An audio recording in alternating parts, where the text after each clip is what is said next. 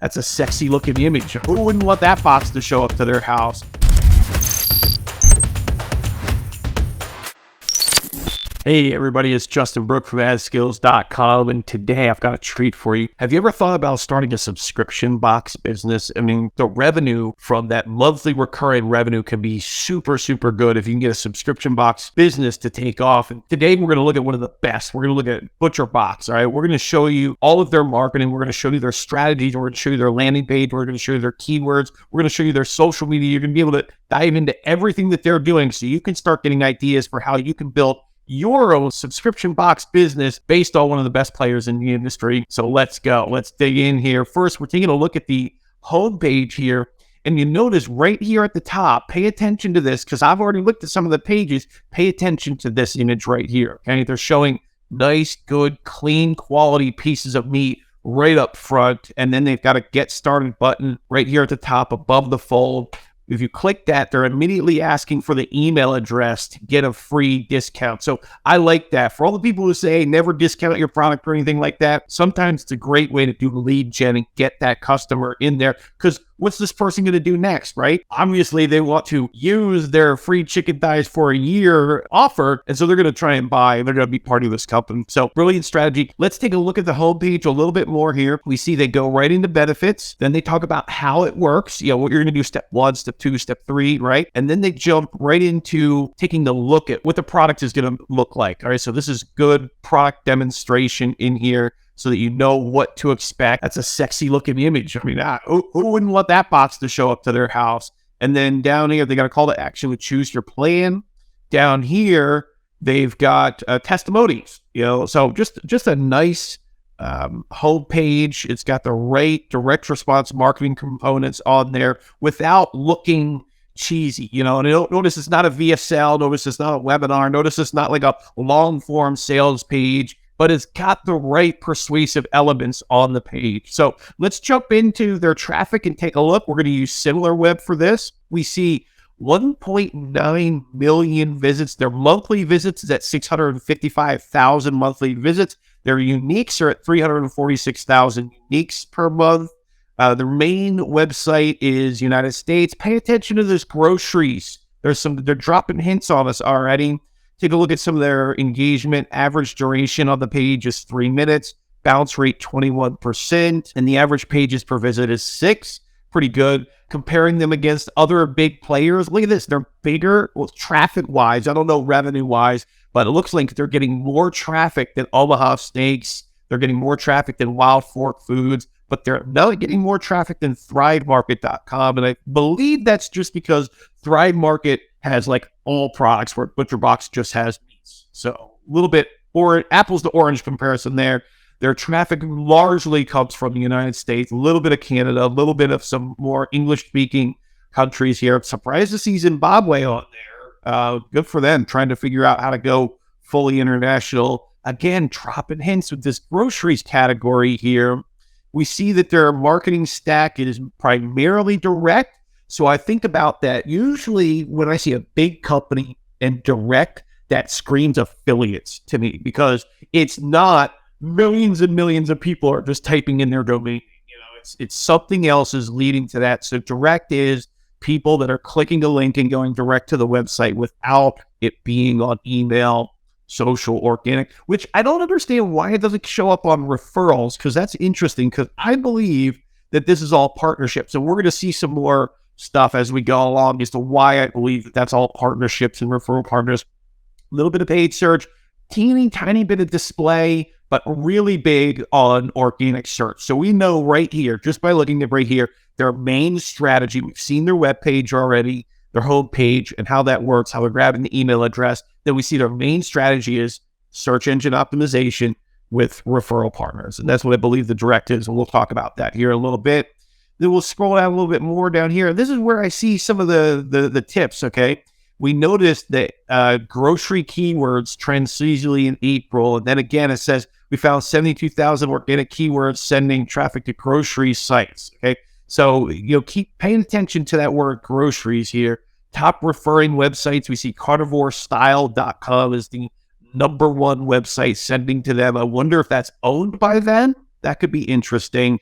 And then we see outgoing traffic. That's not too important to us. Take a look here, okay? Remember what I was saying about partnerships? We see their social traffic breakdown, largely YouTube. Largely YouTube. So I think this is sponsored channels. I think this is YouTube brand deals, things like that. We don't see a whole lot of Instagram, which is interesting. I want to show you something on Instagram here a little bit, and then a lot of Facebook as well. So I'm thinking Facebook ads and YouTube brand deals, not necessarily YouTube ads, but brand deals. All right. And then interesting thing that I saw here was this impact. And I was like, what is impact? I've never heard of this ad network. And I've heard of a lot of ad networks. So I went ahead and I Googled impact and I found this impact.com, partnership management for big websites. They handle Canva. They handle a lot of these other big websites on here. I bet you will probably see some mention of ButcherBox somewhere on their website, but this goes to show that this is exactly what they're doing. Their two main strategies is partnership deals. They're working with this impact.com. So if you have a subscription box company or you want to build a subscription box company, it should be one of your goals to be paying these impact people to manage your partnership relationships for you. And usually what these companies do is they already have the deals with a bunch of different YouTube influencers and things like that. And you can just buy them through here instead of having to go and work through deals with every single influencer. And so they kind of provide an assistant type of service to reach them. I couldn't think of the right word. Okay, so that's impact. Then we come back here. We see Google Display. Again, top publishers, YouTube. So let's jump into some of their ads now. We're on Meta, Facebook.com, taking a look at some of their ads, see if we can figure out what their strategy is. Immediately, I'm seeing these long. We saw this with Canva as well. We see these long ads here. So let's go ahead and take a look at this ad. See ad details. There we go. Okay, yeah, we see, and not a different variation. So this is definitely a mobile ad. So they're targeting mobile. Let's see, they got pictures of the food, something cooking, tasting. It is believing. They're trying to invoke that mouth-watering. Ooh, I want that meal. I want to just go order that meal. How you cook them is none of our business, but giving that to you for a year for free is sure is. Sign up now and get 3 pounds of free range USDA. Okay, so they're going after that lead gen with their ads. So their ads are lead gen, going right after getting that email with their kind of giveaway strategy on here. We'll come back. We'll see there's even more of these ads. Let's click on this one, see ad details. Again, free organic chicken thighs for a year. Giveaway strategy. We see that. Again, no variations in the ads. What's going on with that? You know, like whoever's running the ButcherBox Facebook ads, I really strongly think you should be running variations of the ads so that you can be split testing. But we don't know exactly how their setup is. So we see the best things in life are free, including our mouth-watering chicken thighs. Sign up now and get 3 pounds of 100% organic, free-range chicken, non-GMO, bone-in chicken thighs free in every box for a year. So it's essentially, you're going to get this for free if you sign up. So great way for them to be grabbing the email addresses, but then also stipulating you have to sign up in order to get this thing. So interesting stuff there. And we see that that's primarily their strategy is they're doing these long, mobile ads, probably stories ads. We see that over and over again in here.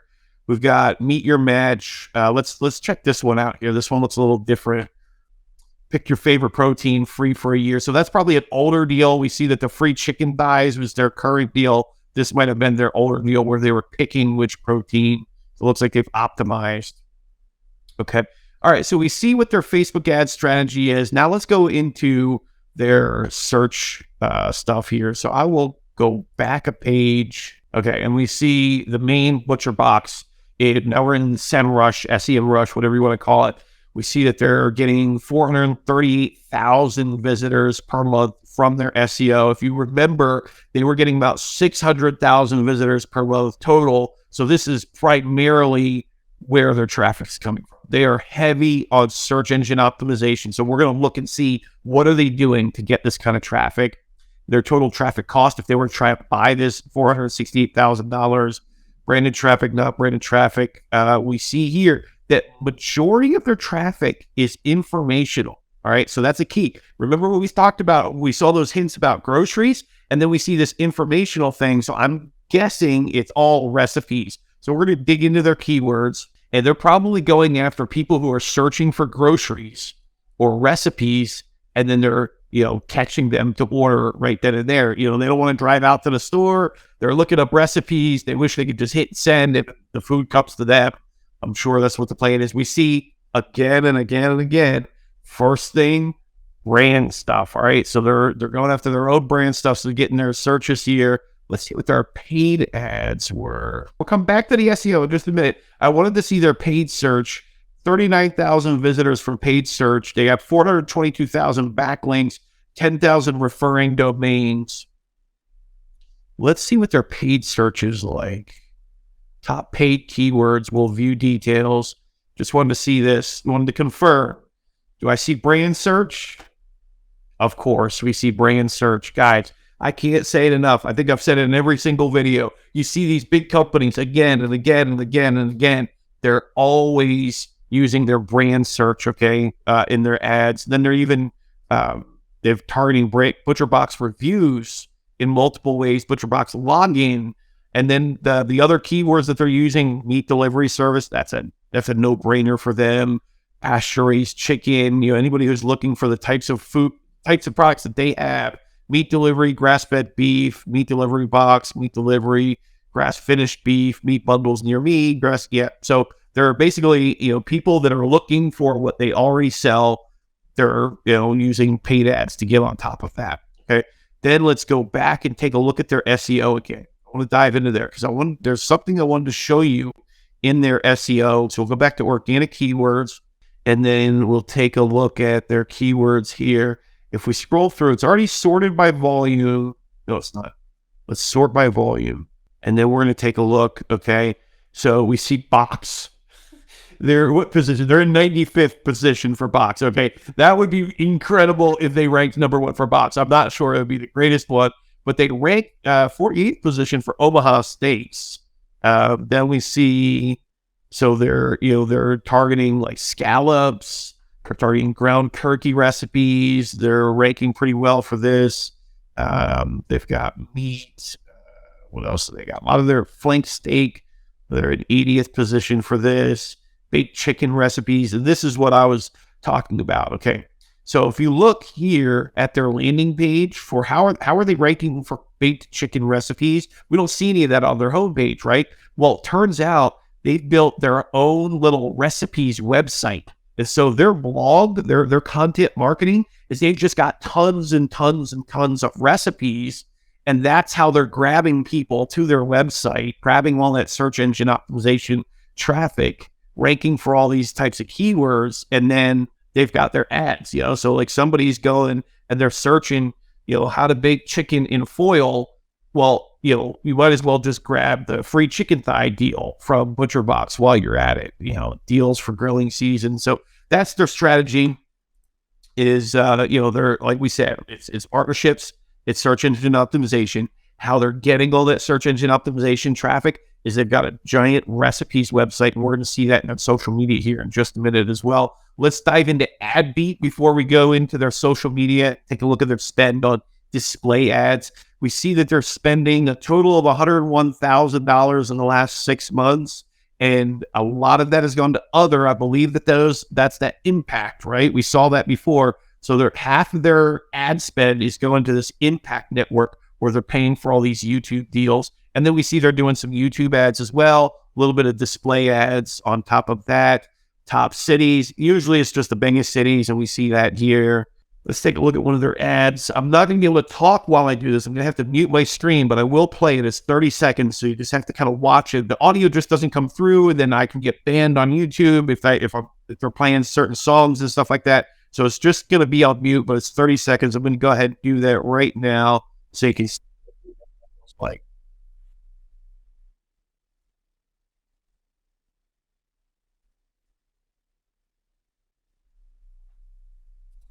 Okay, so we see that they're showing the product. They're looking. You're looking inside the box. They're unboxing it. Looks like user generated content.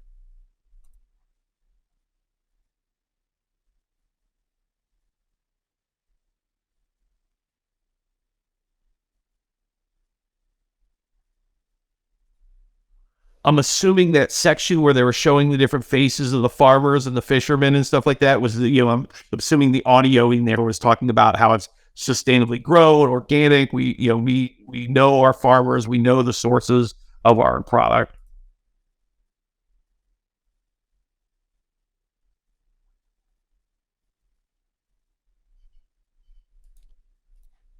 And then, of course, they end with grilling. They want you to see the flames licking the meat and the cheese is melting over them and kind of invoke that emotional reaction so that you would want to go ahead and order.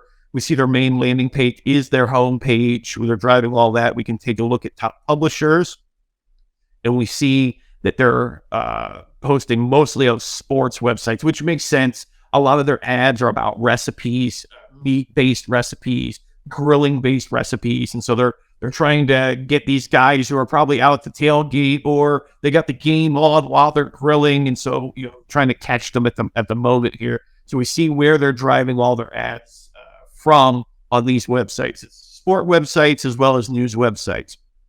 Okay, let's jump into their social media now. We'll go first to their YouTube. Only 60,000 subscribers here. So we saw a lot of traffic coming from YouTube, a lot of spend and stuff being on YouTube, but we don't see a lot of subscribers on their own channel. So what does that tell us? That tells us it's all coming from partnerships. It's all coming from influencer deals, sponsored YouTubes, brand deals, that kind of stuff. And then what's their YouTube strategy? Recipes, all right? We got seafood recipes, tips for cooking seafood, great breakfast ideas. This is stuff about where they get their products from, how to cook any meat from frozen. So lots of information about recipes and how to cook is their YouTube strategy. And then we see that again and again and again. Take a look at this. Look at the top headline, the cover photo on their Facebook. It's those same pictures of the clean meats jumping out at you. We see 228,000. We got 240,000 people who follow them on Facebook. We see recipes. What else do we see? We see another recipe and another recipe and another recipe and another recipe and another recipe. So that's their strategy, is they're posting recipes on YouTube, on social media. Interesting. We go over to Twitter. They only have 14,000 followers here. They've got that same image, but hello, whoever's doing Twitter and ButcherBox, you're not doing the normal thing. You're doing recipes everywhere else, right? You got recipes on your blog, you got recipes on your YouTube, you got recipes on your Facebook. Then we look at their Instagram. Their Instagram's nothing but recipes. Why are you struggling on Twitter? Probably because they're not showing recipes. You can do video on Twitter. You can do ads on Twitter. And so you could absolutely be doing the same thing that you're doing to all the other networks right here on Twitter, but maybe they find it's not a good network for them. I did see something kind of funny here. They had a post right here. So Mark Sisson, who's from the paleo world, a very popular influencer in the paleo diet world, he had commented, what did you lift today? And ButcherBox replied with a giant box of frozen meat that was delivered straight to my door. Mark, how about you? Kind of funny, kind of good. Got them 13,000 impressions on their tweet. Smart, good stuff there. More of that stuff, but I'd love to see more recipes on here again. Let's go over to Instagram because this is the big one. 422,000 followers. Everything that they're doing, we've taken a look at all their marketing here. It's very visual, right? They're trying to show the meats. They're trying to show the recipes. They're trying to show the product. They're in YouTube ad, showing the product in the box. On their homepage, showing the product in the box. So they're trying to show the product and the foods. And so Instagram is going to be a great place for that. And then we see that this is, what they're doing over here. They've got loaded burger bowl, smoked sockeye salmon tart, easy short rib. So bunch of recipes, probably linking off to their recipe website as well. We see more recipes. Just basically just full of recipes on here. Okay, so that is ButcherBox. To wrap up their strategy, they're showing you the meats. They're doing partnership deals with influencers on YouTube, probably Instagram as well, because Instagram's so big for that. And then they're doing a lot of search engine optimization. How are they getting their traffic? They're getting their traffic through a recipe website. And then the way that they're capturing that traffic is doing some sort of a giveaway deal where they're giving away part of their product as long as you order. So if you order their product, you're going to get something free in your box every time that you order. That's ButcherBox. I'm Justin Brook from adskills.com. I'll see you guys later. Bye, y'all.